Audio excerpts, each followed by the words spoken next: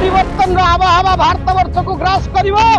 केन्द्र नरेंद्र मोदी एनडीए सरकार पतन हम ए आह्वान जनाऊँ आम वामपंथी माने जो माने श्रमिक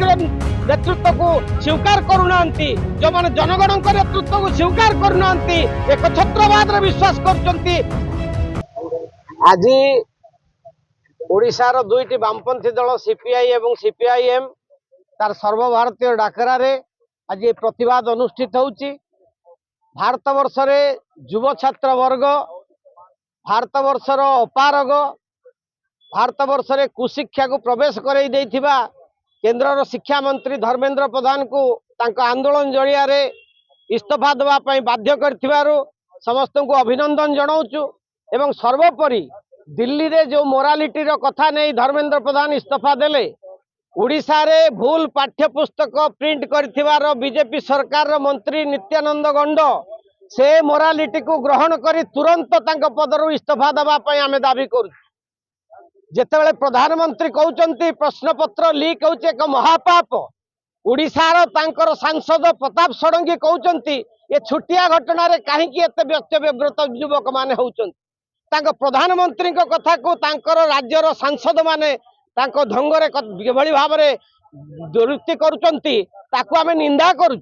आज आम कहवाई चाहूँ भारत वर्षर युवक जागी भारत वर्षर जो एनटीए ना जो परीक्षा चली तुरंत रद्द कर नूतन शिक्षा नीति ना जो अशिक्षा कुशिक्षा को पुरैवाई आरएसएस निर्देश रे ये सरकार उद्यम कर रद्द कर एवं भारत वर्षर युवकों को जो पढ़ार स्वाभिमान सहित पढ़ार जो अधिकार से अधिकार को छड़ाई जो उद्यम चली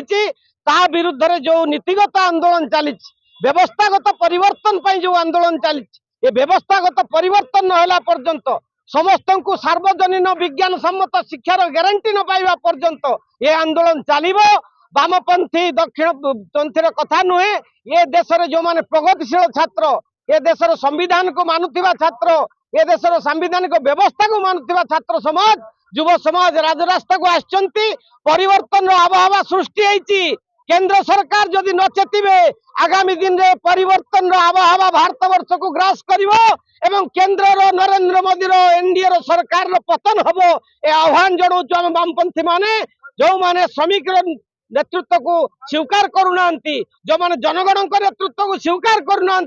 एक छत्रवाद विश्वास कर पतन सुनिश्चित हम ये हूँ आज आह्वान।